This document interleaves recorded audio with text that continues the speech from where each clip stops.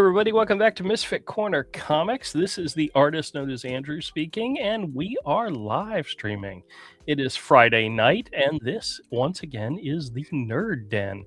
And of course, I'm joined by the only person worth a damn here, my good buddy Todd. How the heck are you? Good. I'm sitting in paradise. I'm about to hear children screaming. Yeah, I can hear them in the background. They're yelling and screaming. Are you strangling them, or throwing them in a pool, or boiling them in water? What are you doing? Not yet. I'm trying to. A little bit of everything? Yeah. That's fine. All right. So how is your summer going, I guess? It's going well, man. It's going good. We're sitting here by the lake. And Okay. I'm hearing, Julia must have lost because she's throwing shit everywhere. Yeah. Okay. She's not a good loser. All right, hold on a second. I'm getting texts from people. Let me see what they're saying, because there's a reason why they're running. Everybody else is running late. Let's see. I may have to mute here in just a second. Oh, that's fine.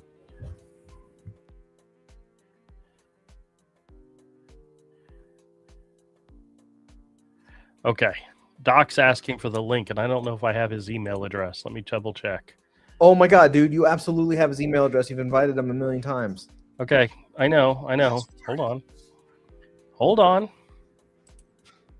Whoops. Yeah, but see, I keep clearing out my my whatchamacallit, my sent file, so I don't always have it to send it back, or to just, you know how you reply to all. Mm-hmm. Let's see. Reply all. What's his first name go by? Doc? His email address. It's not Doc. OX. What? I don't want to dox his chain, dude. Then put it in the private chat so I can send it to him, okay? I know it's something weird. That's why I always forget to add it.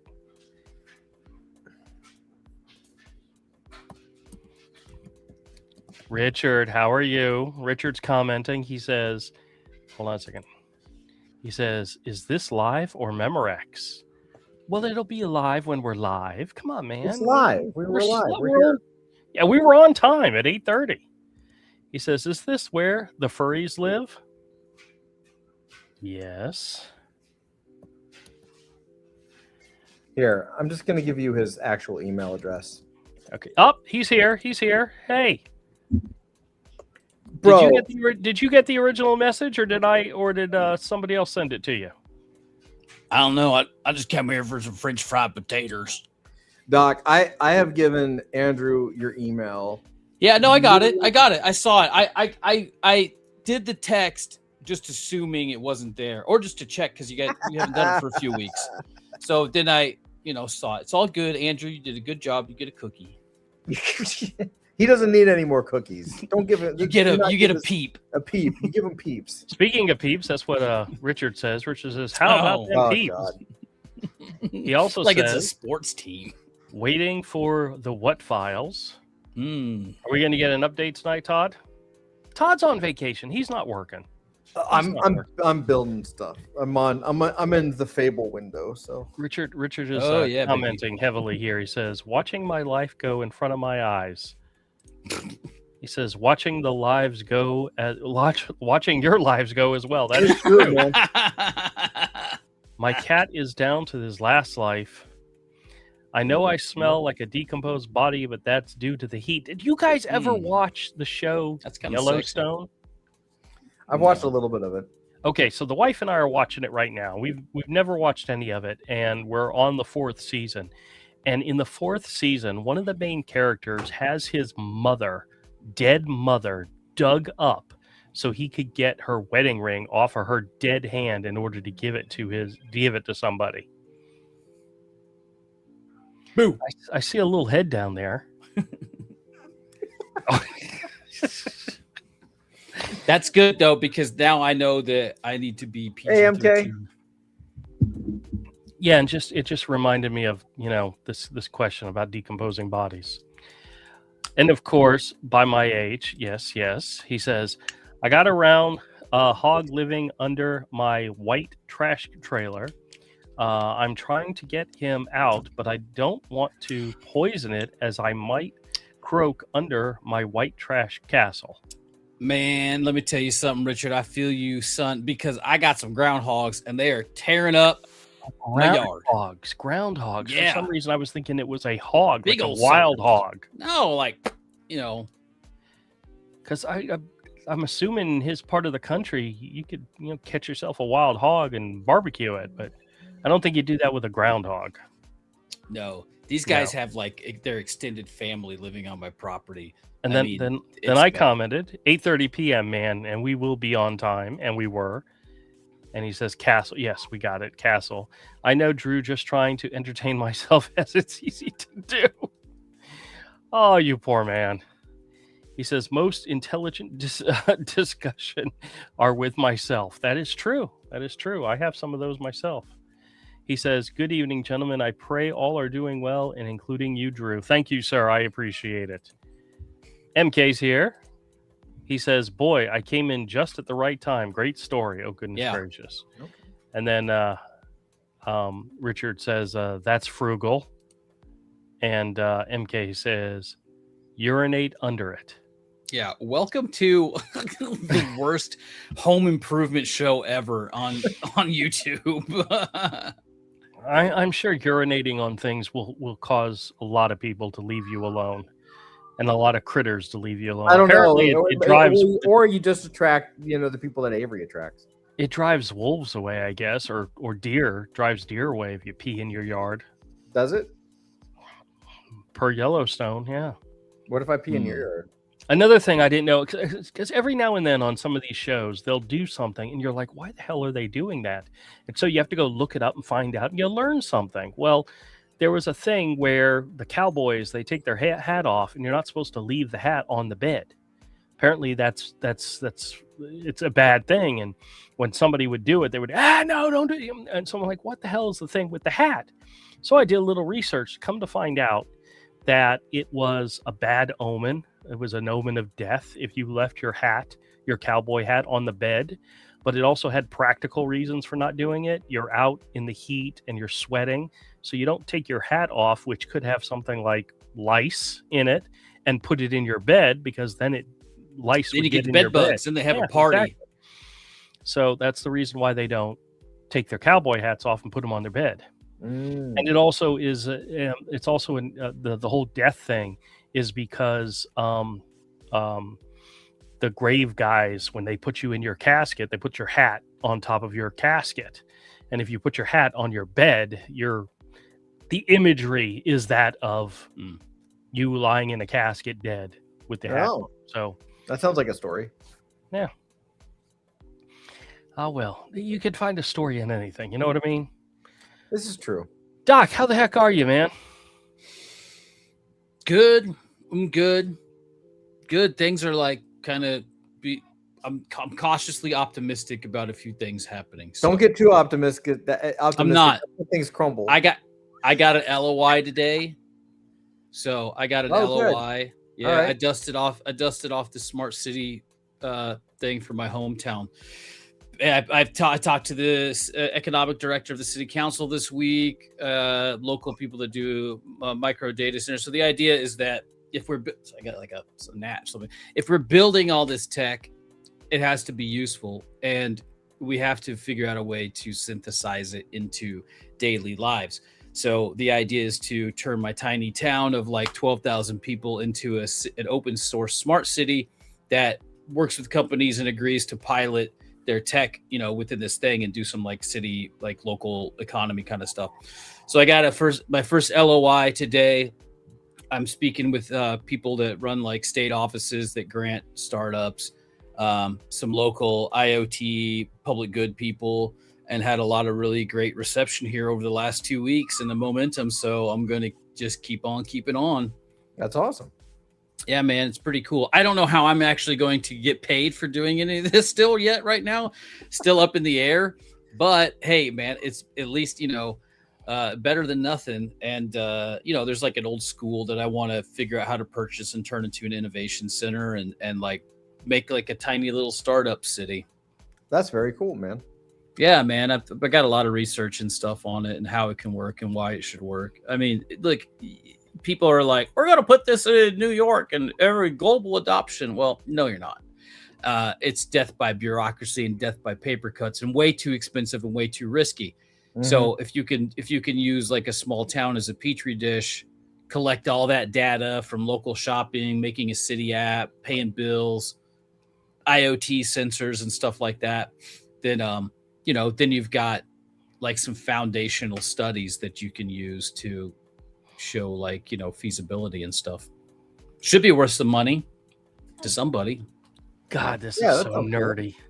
I love it. Yeah, it dude. is super nerdy. I know everything. I understood every word. I didn't understand a damn thing he said. I understood everything. We're gonna try to get people to use all this newfangled technology without forcing them to or bonking them on the head with a bunch of complicated stuff. The idea is that can you fit this into people's daily lives and actually advance it in a way that they don't have to do anything special other than what they already do. Richard says, Doc, have you seen the new atomics that just came out, and NVIDIA just are working with them by working on closed loop cooling by using helium? No, that's new. I'll check that out. That sounds no cool. idea. No idea. I bet MK knows what Rich is talking about. Getting deep and nerdy. Yeah. Well, it's crazy, man. I never thought I even considered if I get 250 signatures in 21 days and drive to Jefferson City, I could get myself on the ballot for this next election. You could be mayor. Are you going to be mayor? No. For the Missouri House as an independent, I could do that. But I think I'm going to hold off this time. I've thought about it a lot of times before, but it's really weird, man, because I've always been kind of called to this like civic kind of thing for some reason. And I think that if I can get this off the ground, who knows, man, I might wind up being like some fancy pants lawmaker in the future, which, whatever, man. I told my mother one day that I was going to go into politics, and she's like, "Oh no, don't do that. You have too many skeletons in your closet." I'm like, what the hell are you talking about? I'm an open bodies book. that are in your basement, man. Everybody knows my stories. I tell all of them. I was sending somebody a text. Somebody asked me a question about something, and I sent them a text, and it was really long. And at the very end, I said, "Long story short, I've never told a short story a day in my life." Zach is asking for the link. I don't know if you sent him the link. Wouldn't it be funny if I didn't? He might have not. Richard, yeah, I just looked up about this atomic thing. That's really cool. I know that they're like one of the things that is getting funded right now are these like micro nuclear reactors for this kind of like data center stuff. It's pretty cool.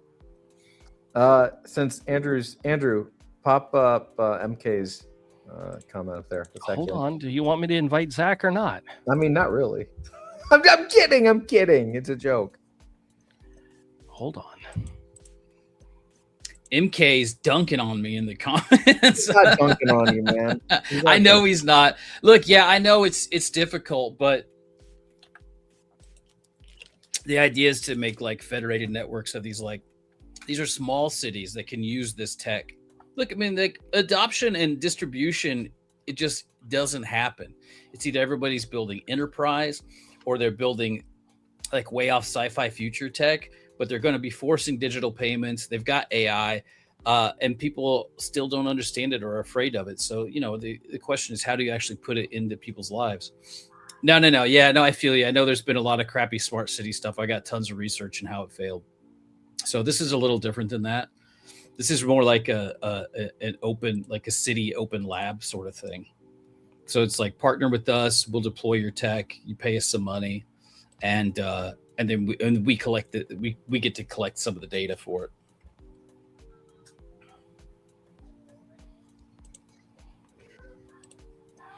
All right, I sent him the link. I don't know why he wasn't included. Well, But MK, I would love to chat if you've actually invested in that kind of stuff. I'd love to chat sometime and just hear like your views and thoughts and horror stories. I can imagine that it's incredibly difficult. That'd be really valuable. I can imagine sure. that it's an incredibly difficult space. Oh, my scope is insane. I'm not going to lie, but I think it's doable. Start with this just small POC and expand out. Yeah, people of color definitely need it. What?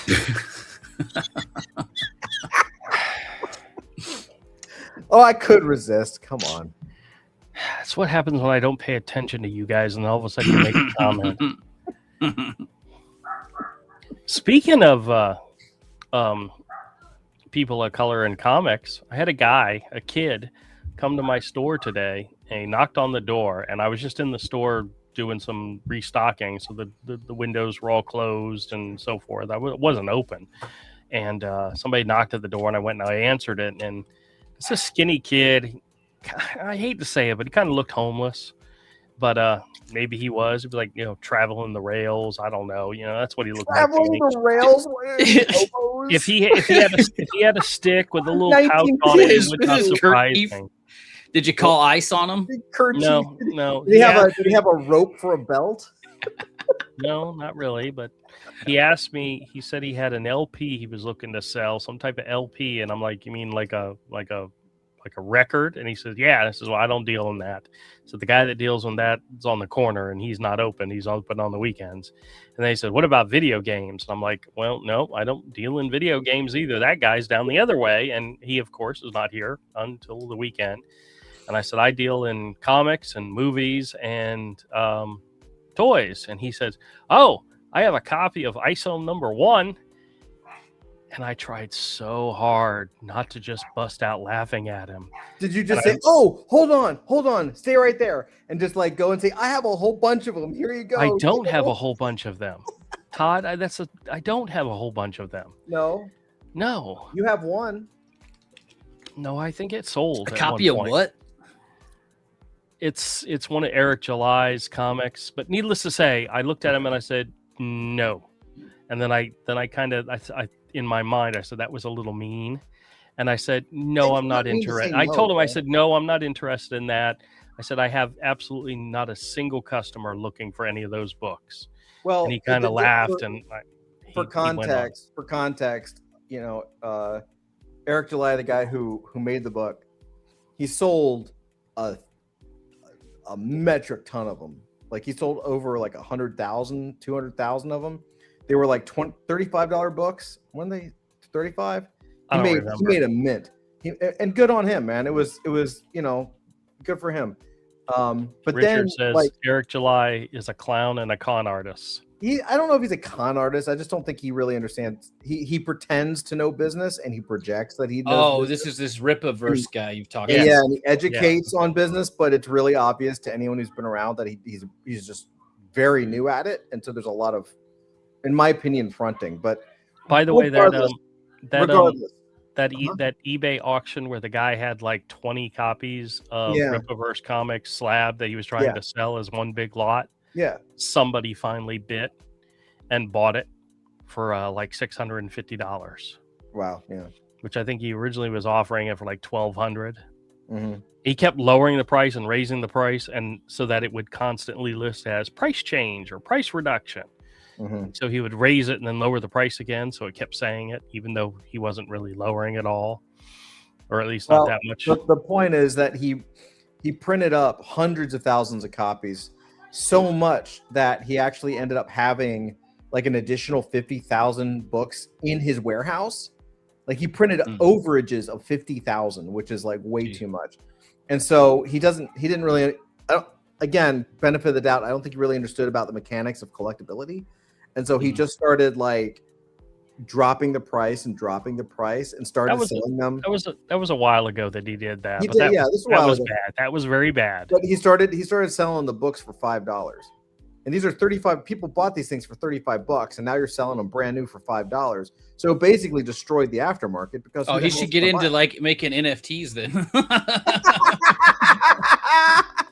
He should come over to this side. Yeah. Like par for the course, man. I actually emailed him like early on before he launched. I emailed him with adult fantasy stuff, never heard back, and I'm glad I never did, but it's all right. Yeah. You should have. His poor kid has one record and an ISOM book. That's how bad. However hard up you are, or you think you are, Well, he said something about being from Texas, and I don't know if he was trying to make enough money to get back home or whatnot. But ISOM #1's not gonna fund your trip. That's great that he's got it and he can hold on to it for as long as he wants. But, well. I think I'm gonna take a stance on something, and I know a lot of people aren't gonna like what I have to say, but I think alternate covers are just 100% money grab by the companies. Yeah, they're not valuable and they're not going to be worth anything. And people who think they are, I'm sorry. If it's got a pretty cover, that's great. But in a year, nobody's going to care. Yeah, well, I mean, Zach's here, but he's got his camera on. I was going to give him an opportunity to turn his camera off before I bring him in. There we go. Okay. Nobody wants to see that, Zach. Nobody wants to see that. Your avatar looks exactly like you. Well, maybe 20 years ago. I was giving you an opportunity to protect the anonymity of your being. I'm going all Dutch angle, Batman Dutch angle for a minute. Fair enough. Yeah, I don't know. I was thinking about it. Like, there are people are reporting, like, retailers, and I saw like a little thing on X about this, and I think it's true. Like, there's nothing selling right now except for the Absolute Batman stuff, and basically they've turned Absolute Batman into Pokemon cards. So no one cares. No one cares about the story. No one gives a shit about the story. Oh, It's that's selling not it- true. I'm still buying it and reading it and enjoying Okay, it. fair enough. I'll take that back. One guy. There are people that care about the story, but that is not the driving headline. The driving headline are, like, the last issue was like whatever the last issue has had 108 different variant covers. Yeah. Like, it's 100, like over That's 100 crazy. variant cover. That is a card deck. Like, no one gives a shit about the story at 100 plus covers. They're collecting the covers, and maybe they get a good story out of it. Okay, in my opinion, I know the story is supposed to be good and whatever. It's got an animated series coming out because they're trying to promote it. But 100 freaking covers. And so what's For it gonna what? end up? Huh? For what are you talking about? Absolute Batman.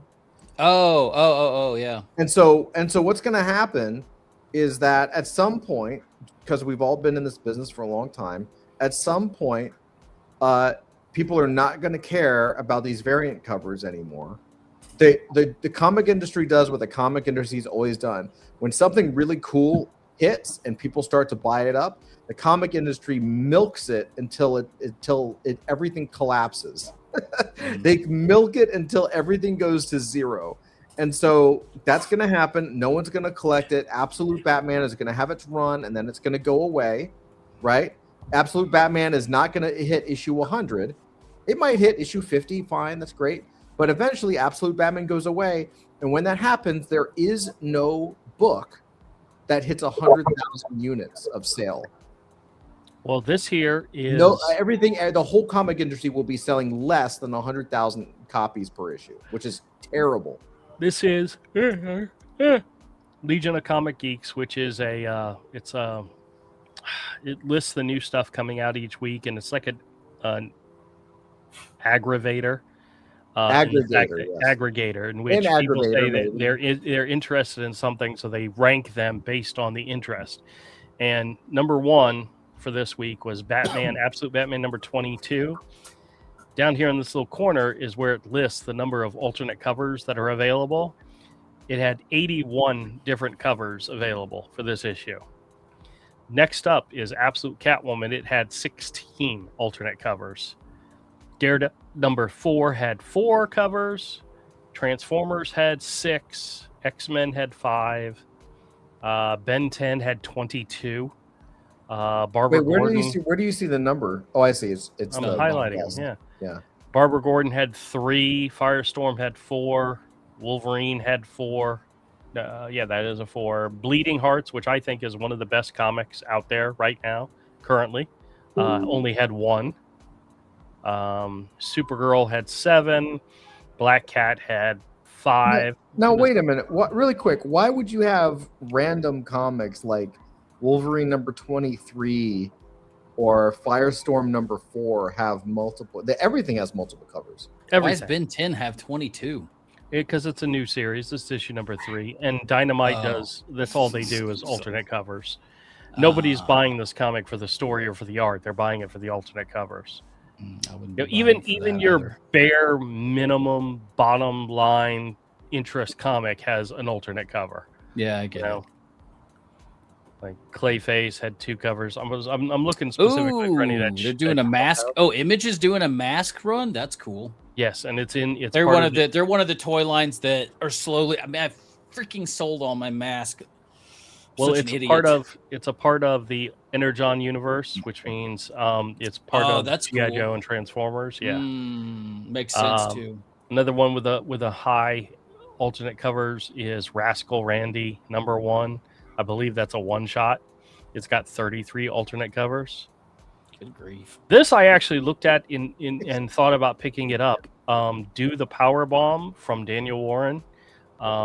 It's like the first 2 issues collected in black and white.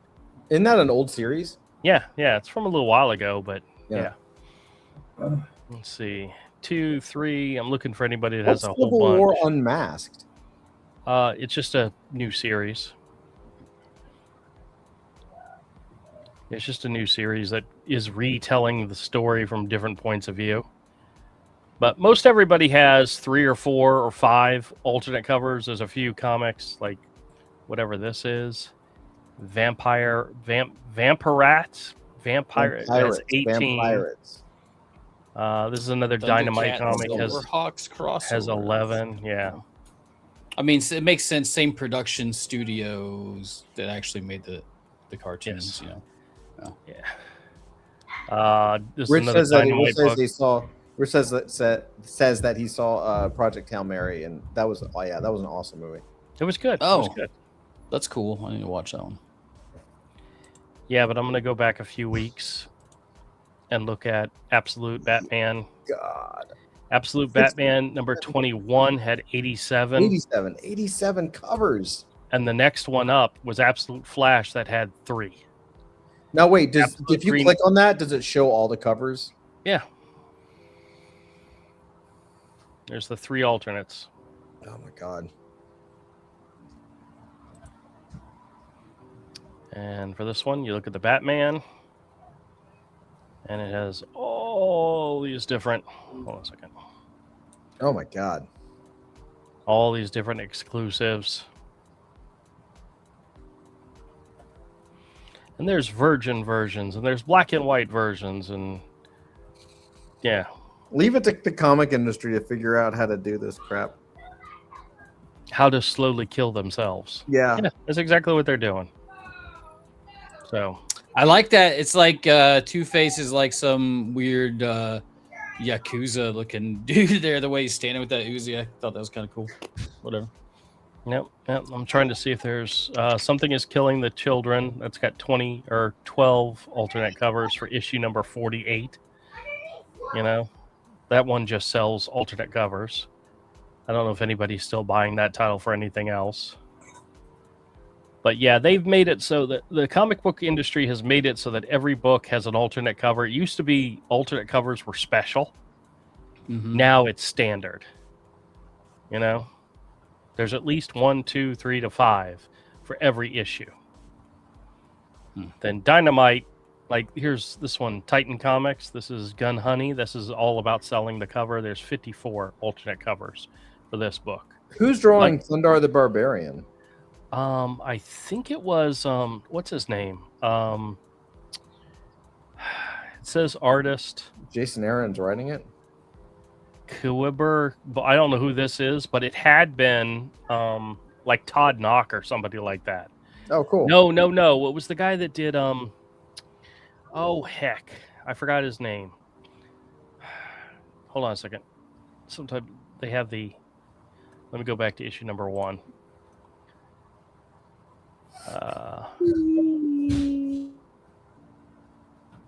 No, maybe it was him the entire time. Okay. No, I thought it was somebody else. Anyway. Oh, well. I was speaking out my butt.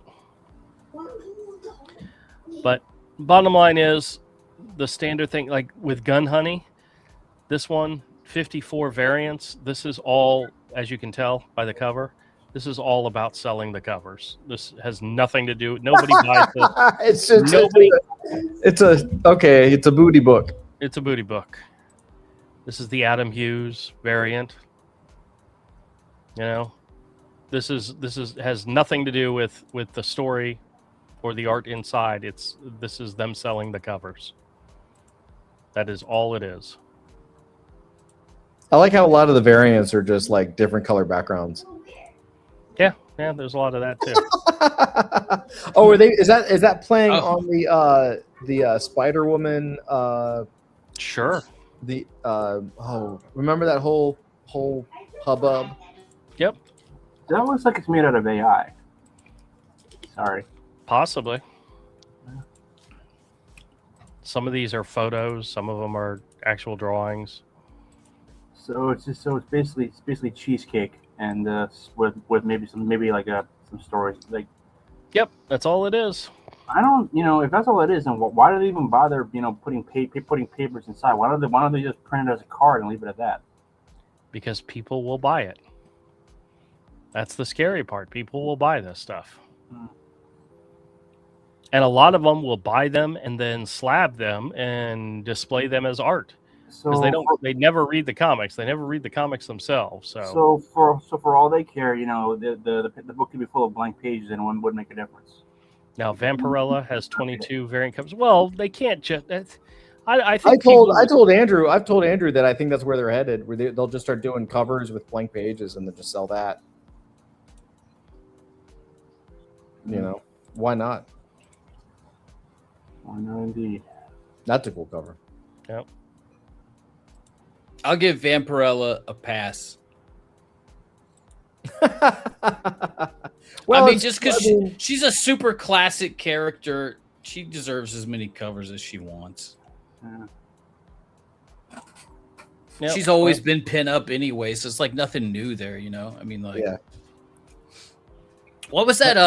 Scroll up just a little bit to that parody. That what is it? Oh, Super Creep Show. I was trying to figure out what that was. That cover there, yeah. Oh, that was a creep show.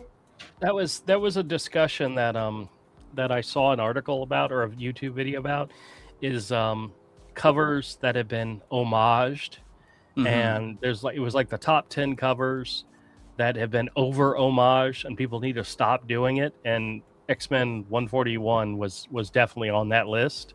So was Hulk 340 and Amazing Spider-Man 300.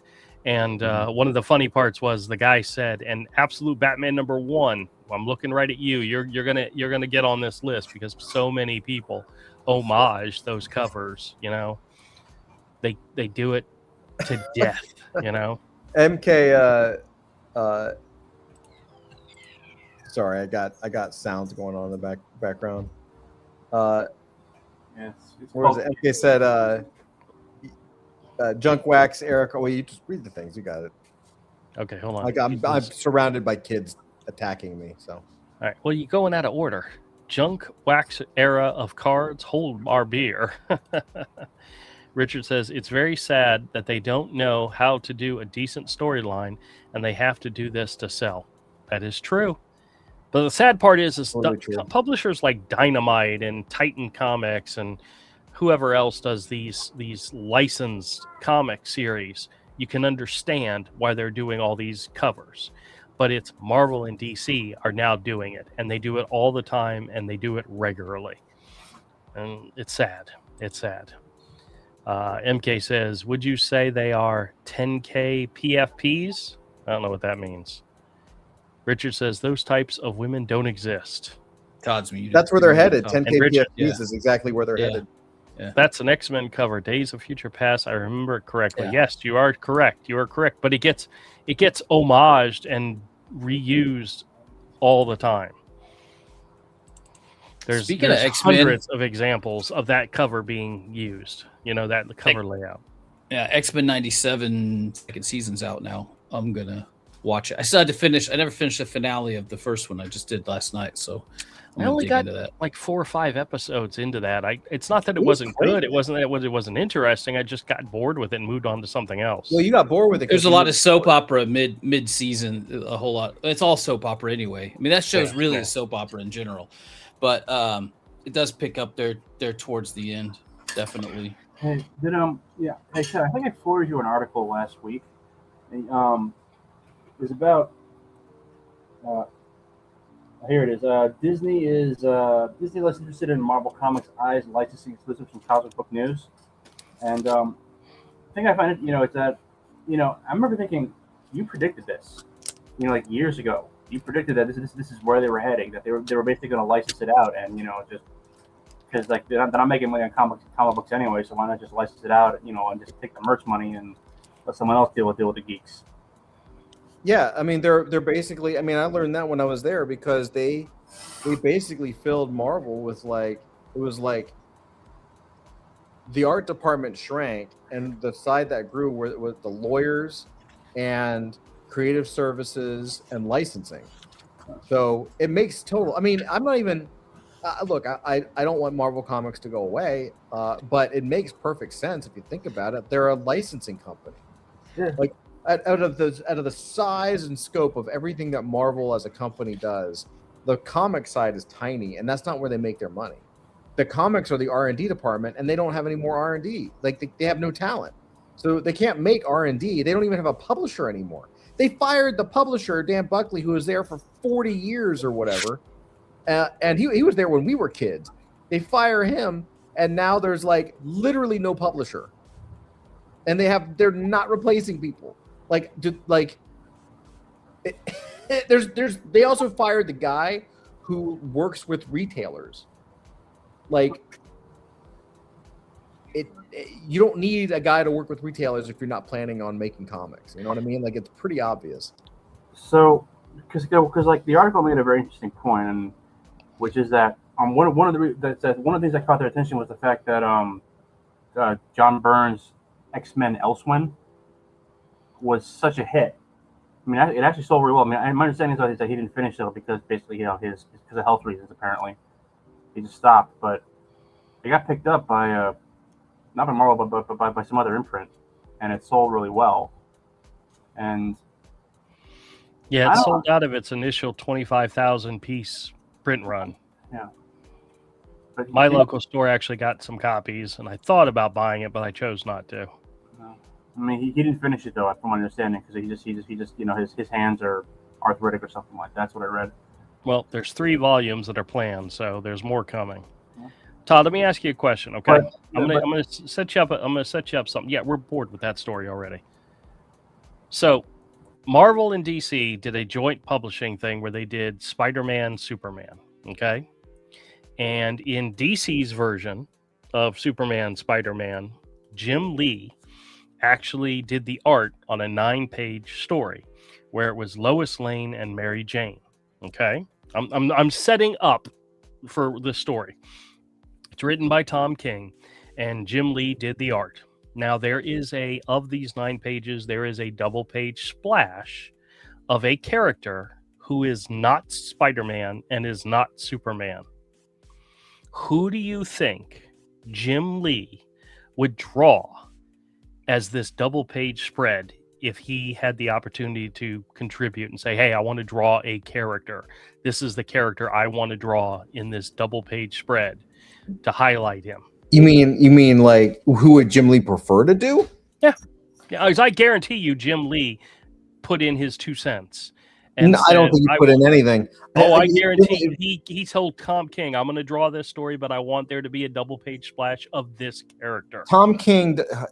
Well, here, 2 things. First, I have no idea because the two people that I would think would be like, I don't know, Spider-Man and like. No. Let me give you a little bit more context clues, okay? Jim Lee has not drawn a Marvel book in years. Mm-hmm. He's given an opportunity to draw a Marvel character or Marvel characters, whatnot. Okay. Who do you think he would say, this is the character I want you to put in the story so that I can do a double-page splash of him? Let me rephrase. Think about it. Think about it. What Marvel character is synonymous with Jim Lee as the artist of that character? Well, I would say Wolverine or Captain America. Jim Lee did not create Captain America, and Jim Lee did not create Wolverine. I didn't know we were talking about creating. If Todd, if you worked for Marvel and you created a character for Marvel, and then you Omega didn't work Red? for- I don't know who you're talking about. I'm trying to help you by giving you context clues. Oh, God. You want me set just the to tell stage, you? bro. Who would he? He should have. I have no clue. You're gonna slap yourself. Okay, Maverick. I was gonna Oh, say Gambit. okay. He was out there. Yeah, I was gonna say Gambit. Yeah, he was. No, up there. he did not. He did not draw the issue where he first appeared, but he drew the cover. Yeah, He designed the character. He helped create the character. That is one of Jim Lee's lasting, long-term, still standing Marvel creations. Mm. Hold it up again. Let's see it. That's a decent. That's actually pretty decent. Yeah, You but I know, was trying to help you, and you just blew it off because you weren't thinking about it. I mean, you know, he was in the list, but he was like, so was Psylocke. I don't know. Nope, Like, he didn't create. I know he Psylocke. didn't create. So well, he created. I was he- trying to help you think of I what Jim understand. Lee Oh, created. It doesn't matter. The point is that Gambit. Who gives a shit? Why isn't there 9 pages? It should be every page should be a full page splash or a double page spread of Superman and Spider-Man fighting in crazy poses over the city. Just double page spread the whole thing, and yeah, have Gambit come in at the end and like do something. But like the fact that it's like you're gonna have Jim Lee draw Mary Jane and like And Lois Lane. Lane. Yeah. No one cares about these characters enough to buy Yeah. the book. Which only tells me Tom said, Jim, who do you want to draw? Who Why from didn't Jim Marvel do say? you want- Why didn't Jim, who is supposed to be like publisher, say, "No one wants to see that, Tom. Why don't you just have a fight book?" Did they go for coffee afterwards with Punisher and?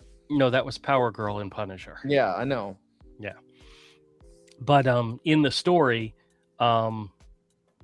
Superman throws Spider-Man at a Sentinel like a fastball special. Mhm. So that's kind of cool. Did Jim? That's the reason. That's the reason why Gambit showed up. Gamby. Gambit showed up is because they were fighting the Sentinels. So it Mm. was an X-Men related thing, and Did it look good, or was it good, Jim Lee, or Jim Lee not caring? I didn't do anything for me at all. But I wanted to try to see if you could figure out who the splash page was just from context clues. And I could have. I'm on vacation, bro. Like my mind is not even there, and I have my like kids slapping me around here. Melissa just took them for a walk, so now I just have the dog barking at me. You know. so many excuses. Oh please! I even said Maverick. He created Maverick. How important is Maverick to anything in Marvel right now? Gambit was in a movie. Who cares about Gambit? No one gives a fuck about Gambit. That's not true. You You don't care about Gambit, but Gambit is still very popular. He's got a whole new series coming out. I know he's popular. I know. No, you don't. Yeah, I do. No, you He's don't. Iconic or something. I know. So sad. So sad. I'd rather All right. focus on Savage Land Rogue.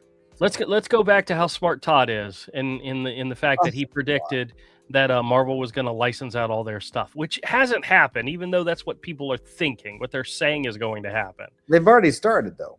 Well, they're just because Marvel. Here are the things. Here are the things that I pitched. Okay, go for it. So MK says, did he do Bishop? Bishop would have been Will Spertasio. Will wouldn't it? Spertasio, yeah. Yeah. Here are the things. When I was at Marvel, my 2 pitches outside, because obviously the licensing thing I didn't never brought up there. It's just something you're not we've talked about here. But when I was there, I pitched 2 things because the writing was on the wall with comics, and I was like, we need to model. I said, there's 2 things we should do. The first thing we should do is tankobons. Like take Spider-Man, do it in black and white, model the Japanese. What the Japanese do is they take like 10 or 15 of their titles and they compress it into one giant volume every month. The fat phone book, and it's crappy paper and it's black and white. And you basically they're so smart because they bump the numbers because people buy it for this A-tier list book like One Piece or whatever, right? But then they're also forcing that buyer to buy all of the other tiers and potentially discover other series that they might like that they otherwise wouldn't pick up, right? Like if I bought a tankobon, like a giant phone book, and I was buying it for Spider-Man, Amazing Spider-Man, but Guardians of the Galaxy was also in it, or Thunderbolts, or Avengers, or something else that wasn't a top tier book, and I start reading it because you're on the bathroom or you just have it laying around and you already paid for it, all of a sudden you're like, oh, this is actually a really good story, or oh, this is a new art. Like you own it, so you're going to read it. And then because you're releasing these on crappy paper with just black and white, you're also giving the colorist and the printing team more time to get the books done for the sale of the trade. And so you bump the trade sales go up because now there's something special about trades. They're in full color. And you're bumping the tankobon sales, the telephone book sales up because that's the only way to get it in the immediate thing. And what ends up happening is then you can, if you want to split them up into single issues later, you can split them up into single issues. But the idea of doing those two things instantly gives both of those things their own place. Whereas the problem with comics is that like one of 6 issues, you're just going to wait for the trade. It's the exact same thing. And you're either spending $25 on the 6 independent issues or $25 on the book. And so everyone says, I'll just wait for the book. And so comic issue sales go down, which means they can't publish the book. So you got to keep the deliverables completely different, completely separate. So that was the first thing, because they could have done that and it would have like. Do you want to know why I think they wouldn't do that? Because it's different. Nope. No. Why? Because those phone books are not collectibles. Right. Comics are collectibles. Trades are not collectibles. People don't collect trades. There are a few that do, but they still collect comics, and they go from the view of collector mentality. People have got to have them all, even if the issue sucks, they still got to buy it. That and those books, no matter how cool they would be and how well they might sell, they're not collectible. They're disposable. Yeah, and Richard says Antarctic Press used to do that, Todd. That's cool. The other thing that I pitched them that they ended up doing, but it didn't come from me because they don't listen to me. I remember the meeting where I was pitching doing blind bag, like, because I had just come off of Blanky and doing those toys. I said, we need to do this with comics. I never thought they would do 100 issues. That's stupid. But you do like 5 or 6 variant covers and you polybag them, and you end up having like a kind of like that card chase, but you also get the opportunity to like get the book. Like it's not like 100 issue crap. But they've also frickin' screwed it up. There was that one release, the Ultimate Endgame #1, where every issue was damaged. Every issue, there wasn't a single. There was very. Well, they started doing those card sleeves in there, right? They started figuring it out and doing the card sleeves in there. I don't know if they've got it right or not. The last one that they put out was this Doom 616 issue, and somebody traded in 2 copies to me, and I opened them both up. They included like a Doom mask, cardboard mask that was folded in half inside there. And the comic themselves, they seem to be okay, but they're doing more and more and more companies. And I don't think Marvel or DC were the first ones to do the blind bag. It was other independent companies that were doing the blind bags first. Well, that Daredevil, that you bought, when you opened it up, it had like a cardboard, like a branded cardboard sleeve, so that it had something in there. Yeah. Well, the funny thing was the Doom one that came out, it was a copy of Doom Quest #1, and both copies that I opened were the black and white version of the comic, which is kind of cool. It's not even listed in guide because I don't know how rare it is. But here was the cool thing that they did with it, Todd. They included a second comic. And the second comic was a facsimile reprint of a Doom appearance. One of the ones I got was like Avengers or Fantastic Four, like an early Fantastic Four issue, a Kirby issue. And the other one was a John Byrne That's Doom facsimile. So they included a second comic with it, which is kind of cool. That's cool. But I doubt they're going to be valuable at all. But it's kind of cool to have them in there. So they're trying new things. They're trying different things. People are. I mean, what's interesting, I think, is that it's really, I mean, unfortunate. Good for you because we talked about this years ago. But like I think what's interesting is that it's the writing. Comics, for the most part, there are always standouts. There are some really great books out right now. But for the most part, the mainstream books suck so fucking bad that people would rather go to the dollar bins and the quarter bins and collect those. When we go to comic conventions, those back issue bins are packed, man. Like there are people, like it is a thing now. Like people with books, with checklists, like it's a thing. And so it makes sense that why don't you just make I hate the term facsimile. I like second print, third print, I think is better. But like, why not reprint these old classic books that you own the rights to? You've got 80 years of books. Just start printing them up again and like that, like slip in a weird appearance and then start making those books kind of rare too. Like, I think there's a lot of ways to try it. I actually applaud that. The 100 covers is not gonna bode. It's not gonna end well. Yeah, it's a sad thing, but they're trying something new. Yeah. So you guys want to see the new comics I picked up this week? Yeah, let's do it. Yep. I actually picked up, and it's so sad. I literally picked up 5 comics, and it cost me $24. That's why I can't buy them anymore. I'm not spending $25 on shitty comics. It's just too difficult. Too difficult. Yeah. All right, so number 1, of course, Batman, Absolute Batman, number 22. This is one of, actually no, I was getting ready to lie to you. I said I was only collecting or buying Absolute Batman and Absolute Wonder Woman. I'm also picking up Absolute Green Arrow, which is Raphael Albuquerque on art, which is pretty damn cool.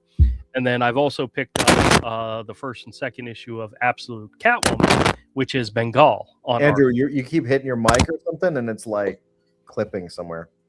All right, hold on. Sorry.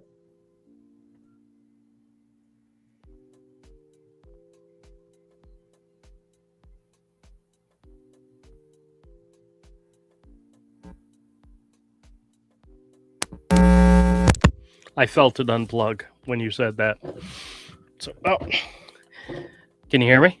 MK says, "Do we need to have an absolute intervention?" No. Well, I also picked up. Wait. And Richard says the original bags were made for overruns from DC, Marvel, etc. by private aftermarket outsiders. Oh yeah, that makes sense. I can believe. Yeah. Mm-hmm. So I did pick up the 4th issue of Lobo. I've been picking this title up for Avery since he had interest in it. But what's so crazy is the cover A's, the regular edition, which is like $3.99, is always sold out.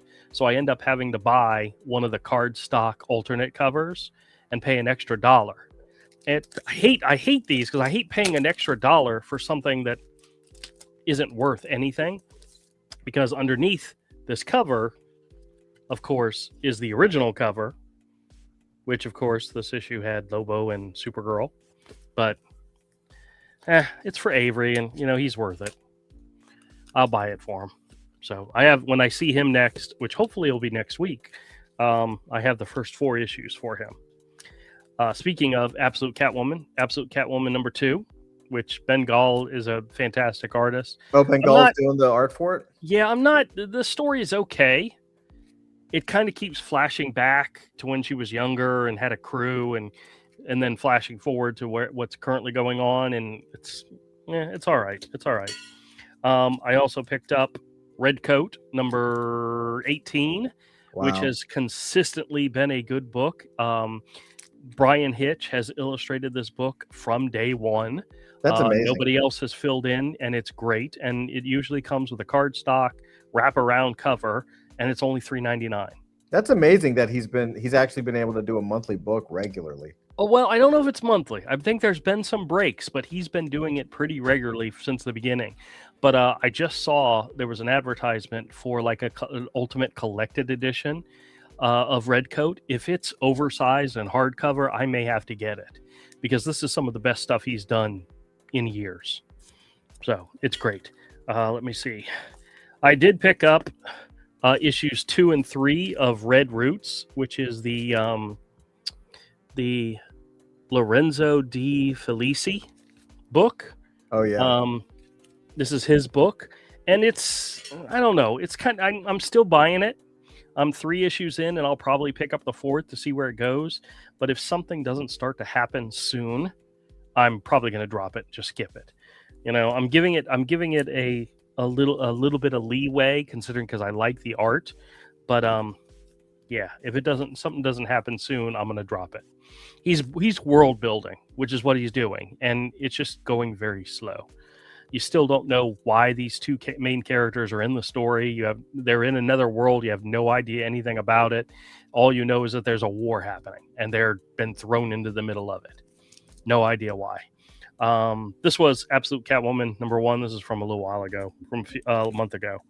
What else did I get? Oh, and last but not least, one of what I consider probably one of the best new comics on the stands right now is DC Vertigo's Bleeding Hearts. This is the one about the zombies, where the story is told from the point of view of the zombies.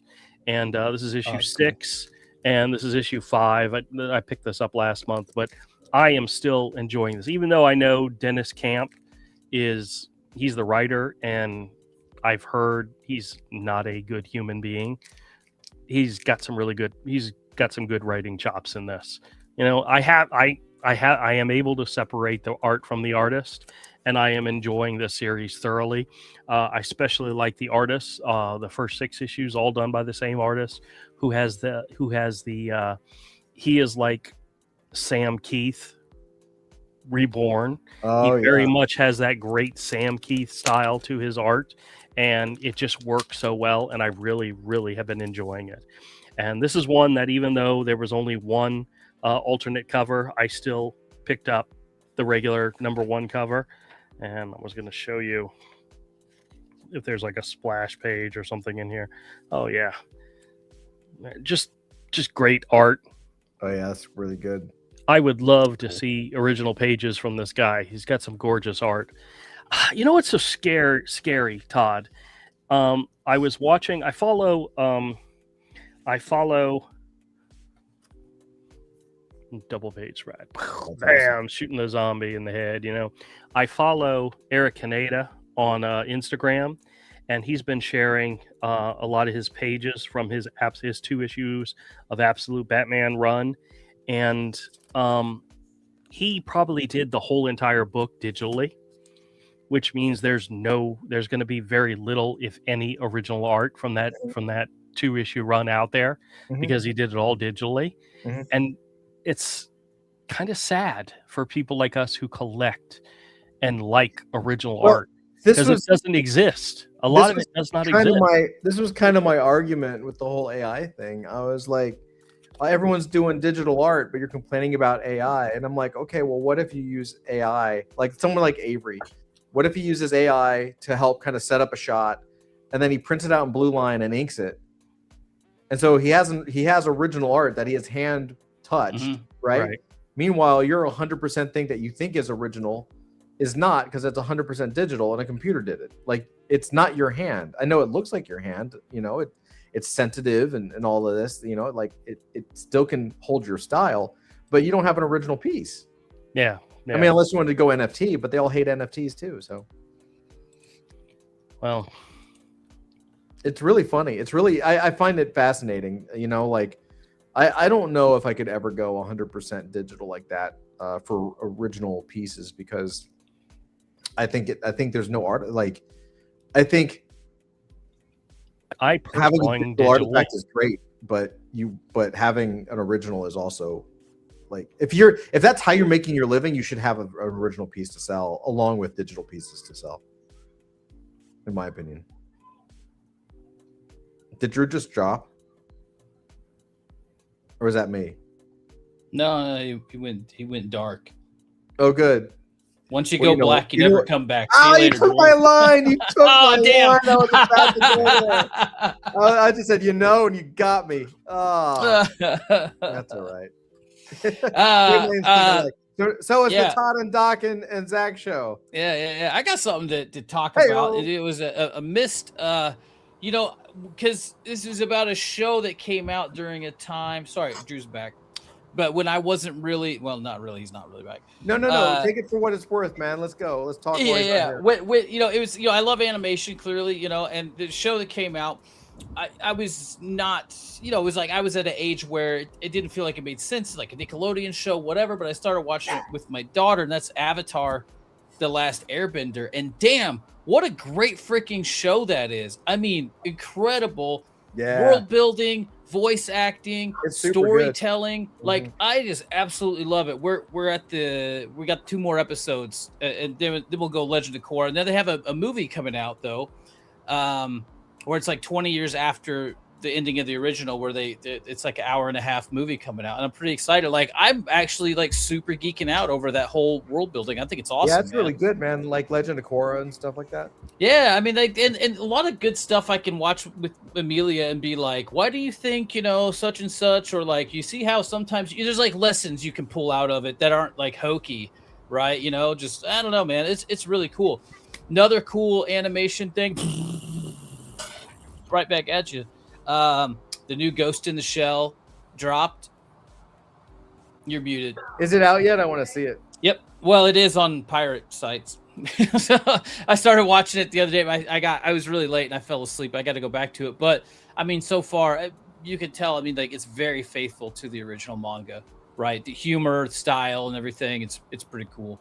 From what I watched about the first 10 minutes of it, but I was just like too sleepy. So going to go back with that. Yeah, I can't wait. I hear it's really good, and I love Ghost in the Shell. Like most of the stuff, the kids see that I'm on camera, and so they're messing with me now. It's all good. Oh, dog in my lap.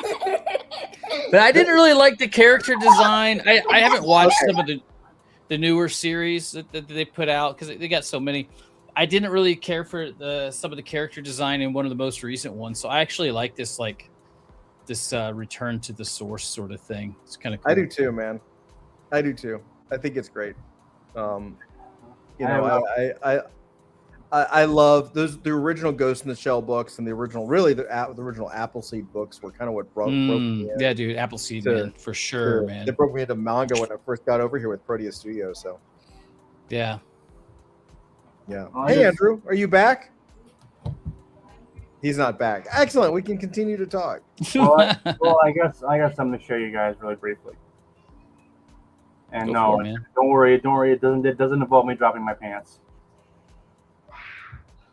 Okay, I think we lost Todd as well. All right, I'm back now. Okay. Thank you, guys. All right, so can I literally opened up a new tab and tried to go to Instagram, and it locked up my entire computer. You have Instagram coming in and Instagram. Out. You kept coming in and out because I was going to go to Eric Kaneda's Instagram page and share some of the videos of him drawing Batman, Absolute Batman, and all I heard is you guys laughing. So I don't know I don't even know if we were still broadcasting at that point. It wasn't you. Don't worry. Yeah, you're fine. Zach, what were you trying to say? I was gonna show you something. I was gonna show you something that I got, which I thought is interesting. Yeah, go for it. Okay. What is that? The player handbook for what? This is a reprint from Drive-Thru RPG of the original first edition Dungeons and Dragons Player's Handbook. Oh, cool. That's cool. Yeah, written by the hand of the sacred of Saint Gygax himself. That's awesome, man. Yeah. Nice. Is that something that just came out? No, you can actually buy these off at a Drive-Thru RPG. It's like a print-on-demand reprint. It took me 2 weeks to get here. But that's cool. Yeah, no, it's for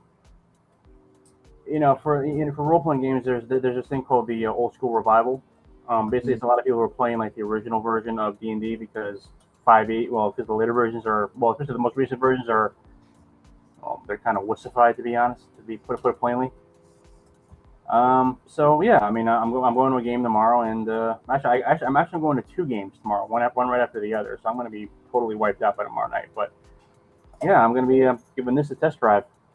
That's awesome, man. Cool, dude. Yeah, Dude, let us know how it goes. Like, let us know if it like plays good. Yeah, well, that's the thing about first edition D&D. It actually doesn't play good. It's notorious. It's a notoriously clunky system. So when you were playing it back in the day, you had to hack it, and that's what a lot of guys liked, because they That makes sense. because like the rules didn't make a whole lot of sense. So you had to invent a lot of house rules, and those house rules. Yeah, Mm-hmm. I mean, I started house rules are always fun anyway. Yeah.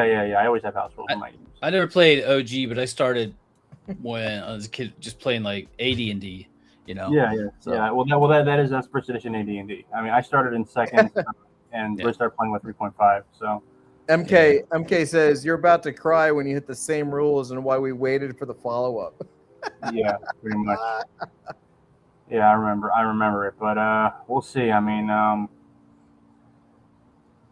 beyond that, I ain't got nothing. Beyond that, all I can say is that it's been really, really hot down here, and I'm really learning to appreciate the ability of Claude AI to essentially give me the programming skills of a 20-year Python veteran, even though I know absolutely nothing.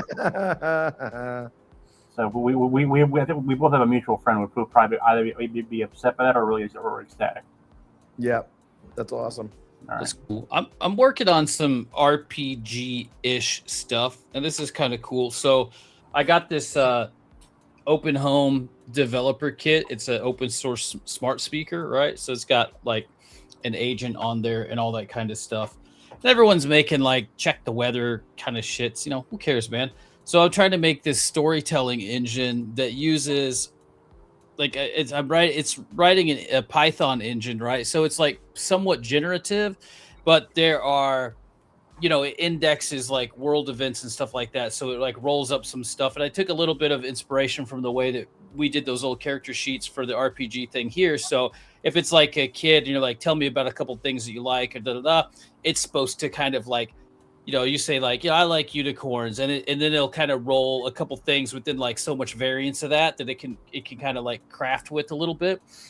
It works okay-ish. I still working because some of this works in the cloud and some of it's local storage. So I'm still trying to figure out like how to make a proper like voice UX, like voice menus, and make sure that it can interrupt and repeat and do a lot of stuff like for kids. But basically it's like it's like it generates, but it's not just like tell me a story with Chat GPT. It uses it checks files and stuff like that. So it'll be like, would you like to 1 2 3 or tell me something else, is kind of like how it is. There's no dice rolls. I mean, there are, but they're not like it's all under the hood, right? But it's kind of cool. So it's just like a way to like get my kid off a screen, hopefully, especially around bedtime, and like do something where she can be part of a story, have a little bit of world building, be able to go back to it, or play like a short 15-minute adventure within it, something that's already been created. So it's kind of like choose your own adventure, a little more leaning towards like choose your own adventure stuff, but with like some RPG mechanics. It's been kind of a fun side project. Yeah. That's awesome, man. Yeah. Have you been building? I mean, without going too deep into the nerd woods, have you been using your Fable time wisely? Yeah. Oh yeah. Man. Oh yeah. We're going over docs. I'm fixing some bugs with this. I've got my like podcast IQ thing is ready for testing now. It's like a live podcast or Spaces host assistant, so you can cool. Plan shows and guests and do quick research and stuff.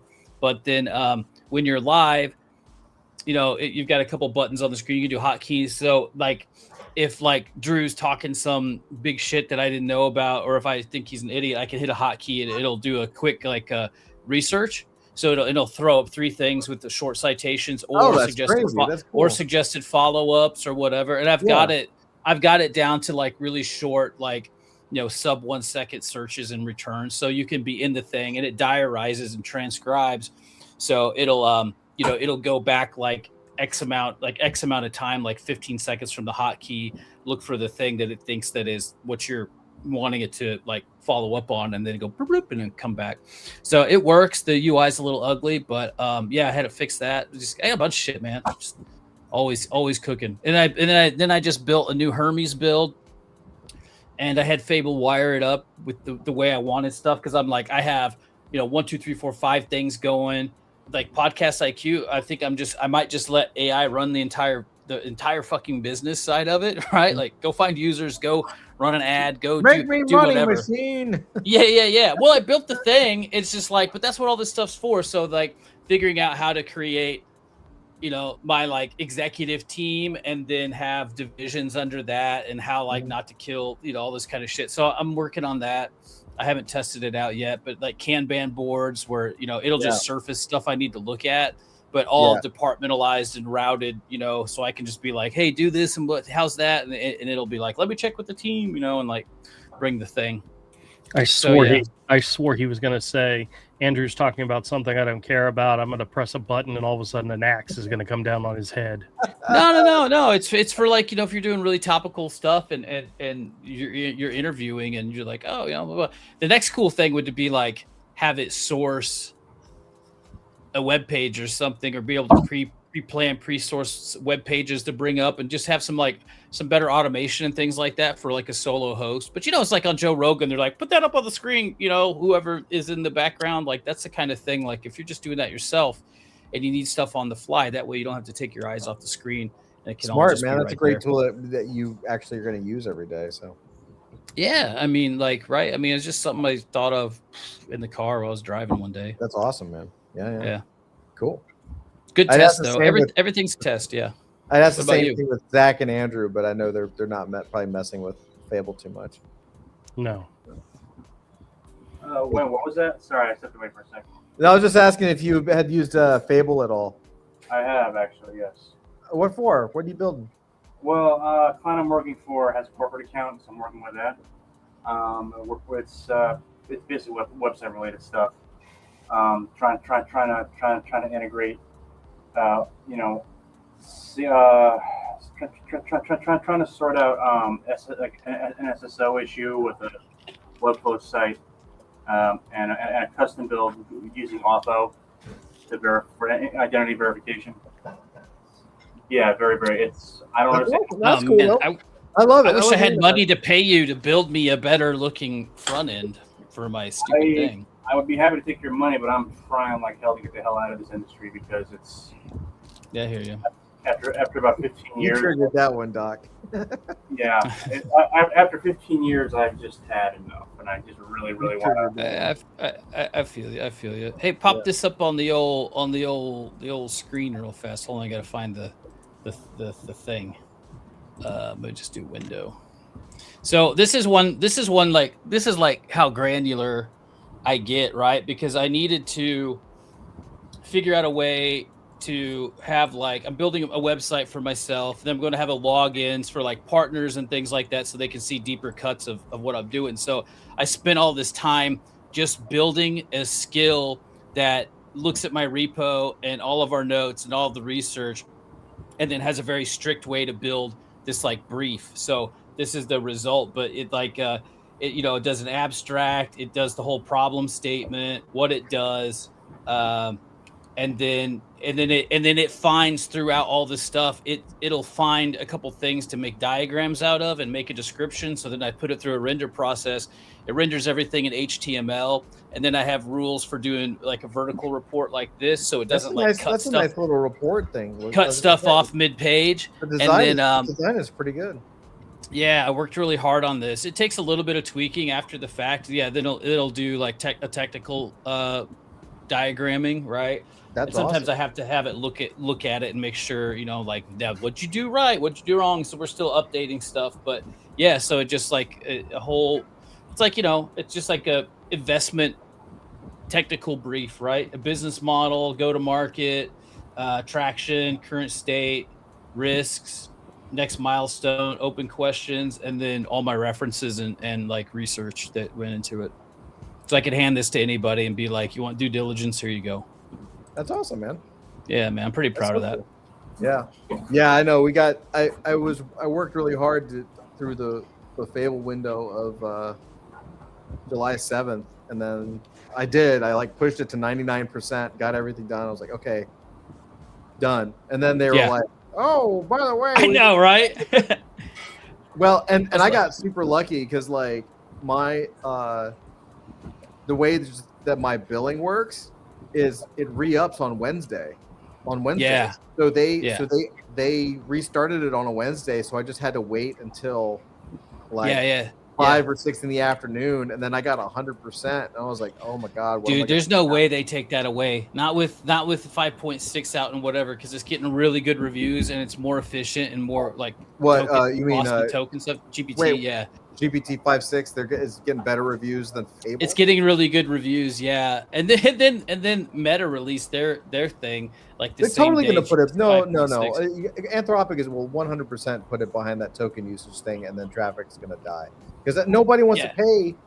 I'm not paying. I'm not paying for usage credits. That's going to kill Nope. you. Like, no way. I'll just wait until it becomes free again, or not free, but on a Yeah. plan again. Well, you heard about what happened at Uber. I think it was like they like their entire $400 million budget for AI credits was like literally burned up inside like a couple months because people were just like, you know, I think they're probably using Claude, the most advanced versions, and everybody in the company was using it, and you know there's thousands of people working there. So they didn't put their caps on. Yeah, and a few other things going on there as well. But I mean, look, Fable was okay, but honestly, just for what I was doing, I didn't really notice a difference between using Fable or using one of the less advanced models. Or for me, I see a drastic difference. Well, the thing is, I mean, I'm basically using it for like for some pretty crunchy coding. So, you know, it's works fine. Fable 5 is the first version for me that doesn't make that many mistakes. Like, I just tell it what to do, and not only does it do it, it actually thinks about things that I wouldn't have caught and does it. And then it also will say, oh, by the way, I found a couple of bugs and fixed it for you.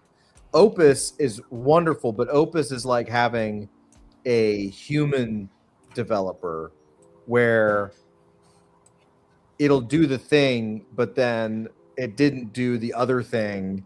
So I have to say, yeah, that looks great, but you also have to do this. Hey, that looks great, but now this isn't working. So it's not bad. It's totally serviceable, but there's such a, I mean, I think the demand was so high for Fable. The difference between Fable and Opus the delta was so great that I think that's why you saw a lot of demand for people to be like, yo, we need this a little longer, please. Well, I think for me, I mean, it's different because the way I use, I mean, I generally when I use AI, I have a very specific idea of what I want. So it tends to avoid a lot of mistakes. And I've learned the hard way with this, and with working with human developers especially, is that, you know, take the guesswork out of it as much as possible. I've actually done pretty well. Like I've kept my mental scope pretty tight. I did most of it went into the Flowzilla app because, you know, I'm building all the stuff that I need for the adult fantasy show. And now I have like this full suite. Like I've got a VFX, I've got audio, I've got all kinds of stuff. But it's the only problem with it is that I purposefully, I knowingly broke a cardinal rule of how I develop, which is like, and really it's not even special. It's like how you develop is like you build things and then you test the hell out of it to work out all the bugs, and then you build the next thing. But this window is so short and the opportunity is so great that I just went and build. Oh, just like monolithically just throw the kitchen sink at it. And so I know that I'm going to have like, and everything is serviceable, but I know that I'm going to have months of debugging, and that's why on these runs I was like, you make a decisions log, you do ADRs, you create a build log, and I've got all that stuff. every big turn you log every single thing. I do a handoff document that's like a massive, like it's so big that the AI will not read it straight through because it burns too many credits. But it's searchable, right? So I have a massive handoff document that documents the whole thing. It's tens of thousands of lines of code, and then I have a orientation prompt that's also pretty big, but that orientation prompt sets up everything and like also directs to the handoff document and some other things. And then I have a backlog. I've got a backlog. I got like an index file. It's indexed by subject and where that piece of research lives or like whatever. Yeah. So I worked on Flowzilla. I got a whole bunch of stuff in there, which I will show as soon. Like I said, I can't do it right now. I don't even know what's in there at this point. Like it's gotten to the point where I'm like, did I do that? Did I tell the AI to do that thing? I'm not really sure. I'm getting there like, too. And I'm kind of, I typed, I was like, did I tell you to do this? And it's like, oh yeah, we did that 2 days ago. And I'm like, okay, fine, I'll figure it out later. And then I built the other thing that I built that I'm actually like, it's pretty much a finished app. Like I was like, I'm actually going to build this thing. It took like, it didn't take that long. So I have this thing, this productivity protocol that I've done for 5 years every day I call it the Reactor. Doc, you might have heard about it because I've talked about it. Yeah, because I was in the thing. Yeah. Which I never show up for, but I need to start again. Oh, that's right. I'm kidding. Yeah, I know you. So, I know. But yeah, so like I have this thing called Reactor, and basically it's a productivity protocol. It's like it's a system for being hyper focused and getting a shit ton done. And I've been doing it manual for 5 years, so I know it really well.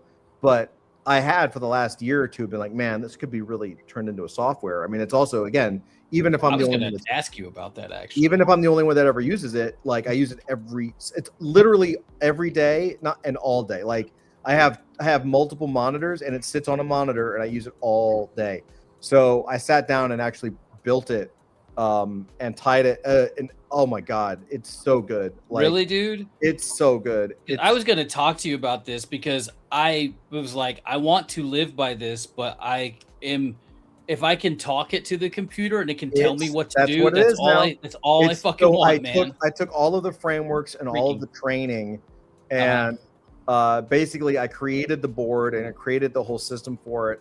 And then it has an AI coach that's tailored to you.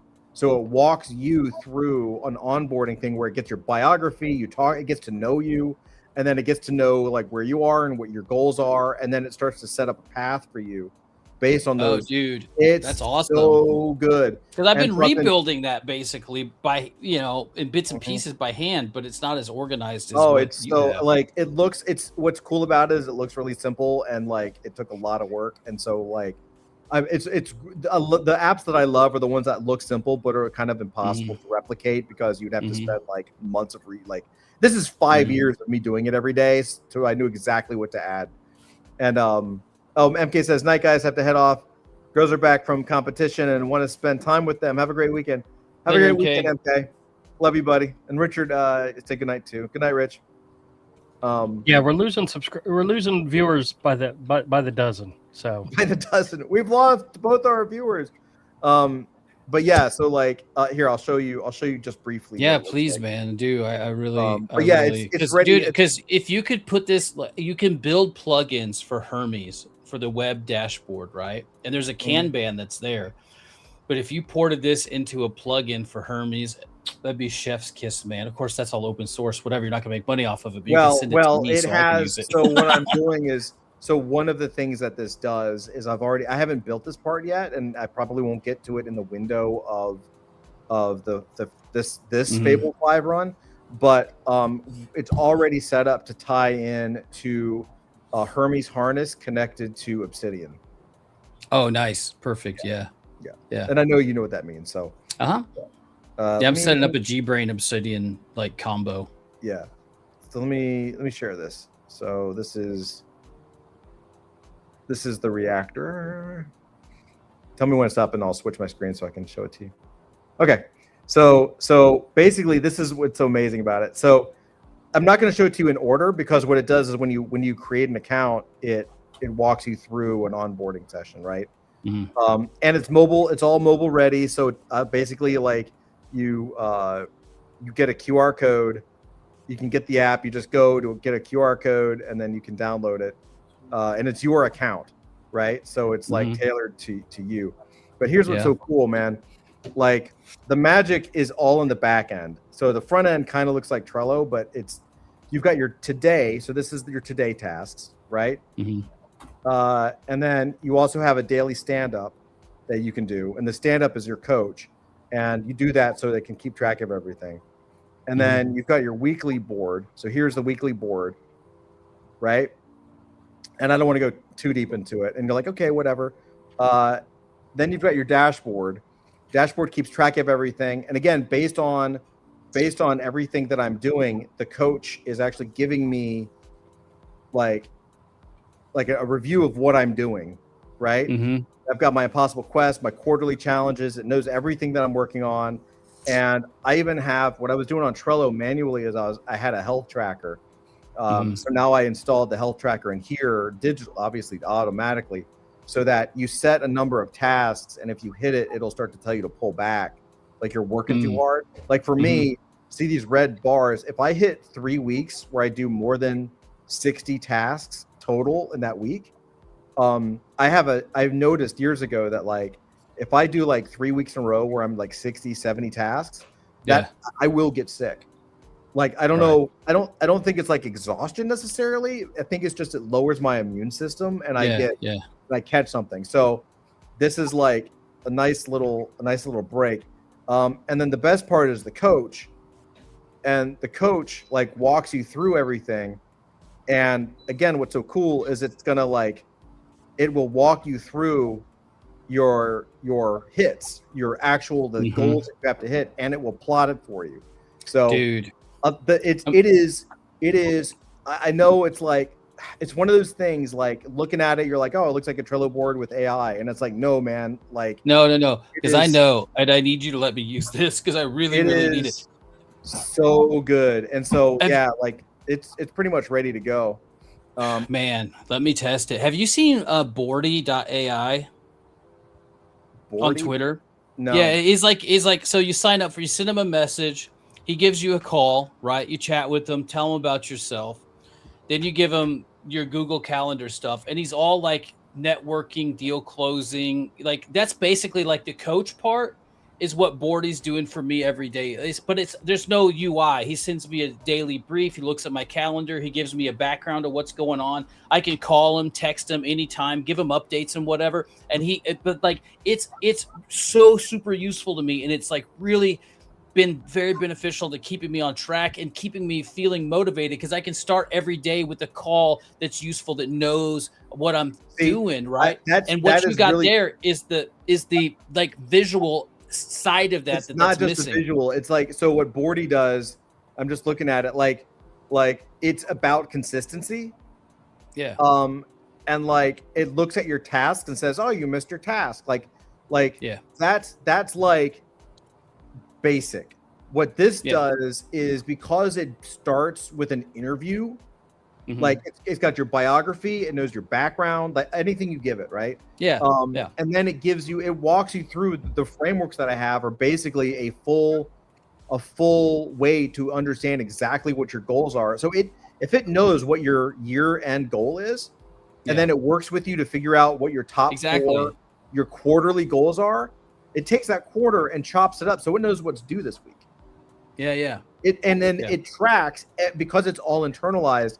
It sees what you're doing. It tracks everything. You update it every day. You're giving it a little stand up every day. So it knows everything you're doing. And it's able to give you like, I've only been using it. I built it a few days ago. So I've only been using it for a few days, but already like it's been able to like proactively tell me like, hey, I see you're doing that. Just to make sure, you said this was your goal, and I noticed you're not doing that. Now, you did tell me you're on vacation, so I'm going to let you off the hook on this, right? But just to let you know, you said you were going to do this, and you haven't done it. And I'm like, yeah, you're right. I am on vacation. I haven't forgotten. It's like, okay, right? Like, it's not just like, hello, you missed your exercise routine. Would you like to? Oh, totally. You know? No, I mean, like, so that's what I'm saying. Like, Bordy is, like, there's some elements of Bordy that he does really well, and like he's setting up intros and because he's got all these people, and he'll auto network for you. He's like, hey, you open for intro, great.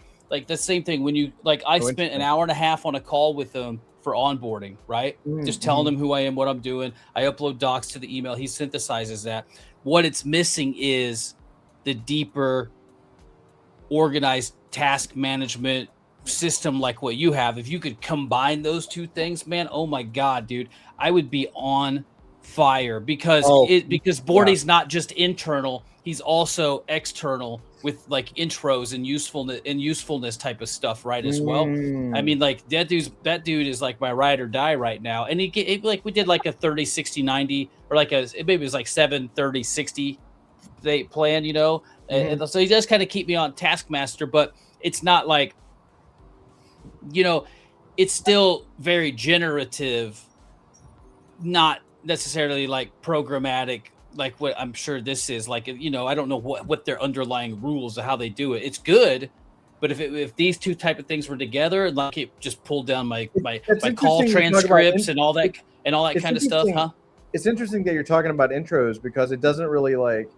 It just says it's basically on its website. If I'm on the right one, it just talks about it being like a imaging system, note space, habit column, progress area. Wait, Bordy.ai? Yeah. All right, guys, we're going to wrap up the stream. You guys can keep talking if you want, but it's already after 10. So I know some of us have day jobs that start tomorrow. Sorry. Okay. Hey, are you okay? Do we have? I mean, this is a lively thing. No, I let you guys nerd out. Go for it. You guys did great. I loved it. But I don't know if you're on the same site, man. Send me the link. Send me the link in private chat. Yeah, everybody out there, hope you all have a great weekend. We'll talk. We're gonna keep talking. Yeah, join us for the after show, the uncensored after show. We're going to be going live on Discord in 2 seconds. Zach goes naked. It's That's great. right.